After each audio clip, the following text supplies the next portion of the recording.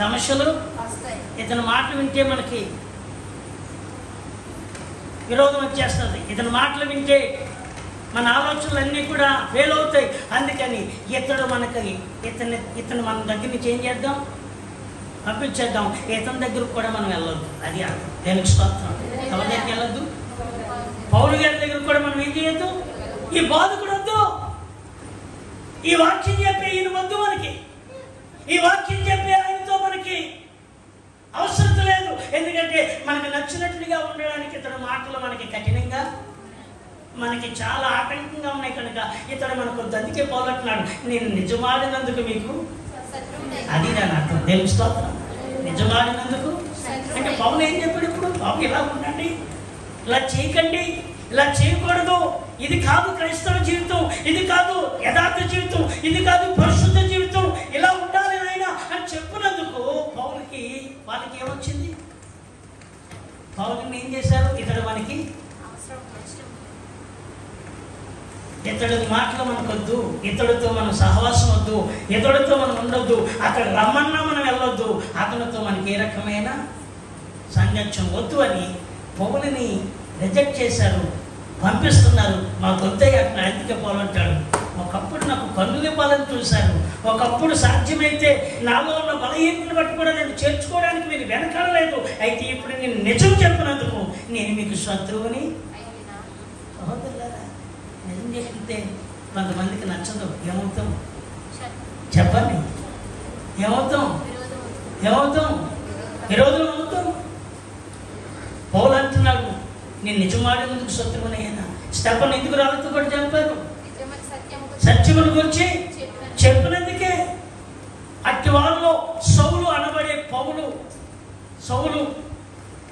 పౌలుగా మారకమునుకు సౌలు అనే యవనస్తుడి దగ్గర స్టెఫను యొక్క వస్త్రములను పెట్టి సౌలు కూడా ఆ మరణానికి ఒక కారకుడు. హల్లెలూయా. ఎవరి మరణానికి? స్టెఫను మరణానికి సౌలు కూడా.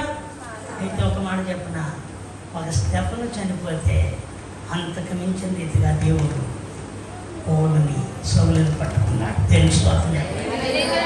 సత్యాన్ని చంపాలనుకున్నారు, సత్యం ఎప్పుడు కూడా ఓడిపోదు. ఆమె చెప్పండి. యేసయ్యను చంపాలనుకున్నారు, కానీ యేసయ్యను కేవలము వారు చంపేమనుకున్నారు, కానీ ఆయన పునరుద్ధరణుడై గెలిచాడు. అలా చెప్తున్నా, సత్యం ఎంతగా పాతి పెట్టినా సత్యం బయటకు వస్తుంది. ఎంతగా కనుమరుగు చేయాలనుకున్నా ఆ సత్యం మళ్ళా వేరులు తల్లుతూనే. దేవునికి స్తోత్రం. సత్యాన్ని సమాజకి ఎవరవుతారు? పేతురు, యోహాను అంటారు కదా, ఇదిగో మీరు ఆయన్ని సమాధి చేశారు, ఆయన చంపారు, కానీ ఆయన పునరుద్ధరణుడై లేచాడు, అందుకు మేమే సాక్షులము అన్నాడు.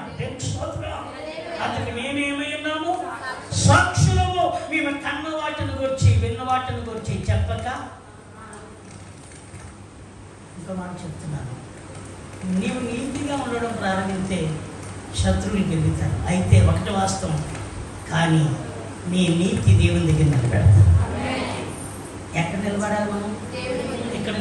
ఇక్కడ నువ్వు ఏలం చేయబడతావు, ఇక్కడ నువ్వు అవమానపరచబడతావు, ఇక్కడ అవసరమైతే ఇందాకే చెప్పాడు కదా, మేలు చేసి శ్రమ పడుటే మంచిది, కీడు చేసి శ్రమ పడుటి కంటే కీడు చేసి కీడు అనిపించడమే మంచిది. ఎందుకంటే అగ్ని చేత సువర్ణం ఏం చేయబడాలి? అగ్ని చేత సువర్ణం ఏం చేయబడాలి? కాల్చబడాలి. కాల్చబడకపోతే సువర్ణానికి ఏం పెరగదు, వెలుగు పెరగదు. పగలకపోతే నేల, చెప్పండి, నేల పంటను ఇవ్వదు. విరవబడకపోతే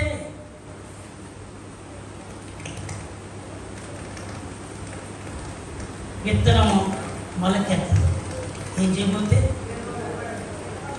పగలకపోతే నేల ఏమివ్వదు, పంటని.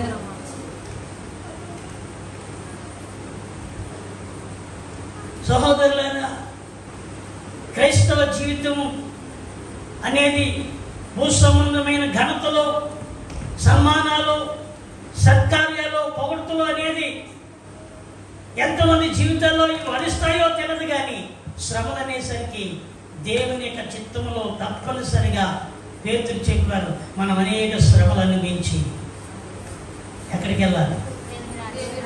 దేవుని రాజ్యానికి వెళ్ళాలి.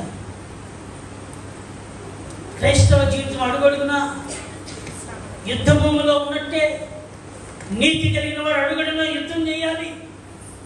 నీతి కలిగిన వాడు అందరినీ తన యొక్క పరిస్థితులను బట్టి ఎక్కడ అన్యాయ పరిస్థితులను గురించి తలంచినప్పుడు సహించలేడు, పోరాటం చేస్తానే ఉంటాడు. దేవునికి స్తోత్రం, హల్లెలూయా.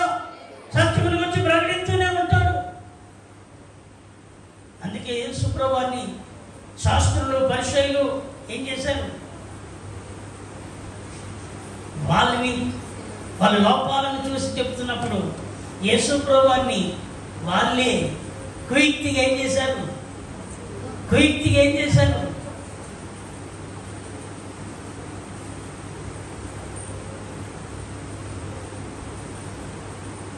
అతను బట్టి రాజద్రోహం చేస్తున్నాడు, ఇతడు దేశద్రోహాన్ని అనేకులు రెచ్చగొడుతున్నాడని ఆయన మీద నేల లోపల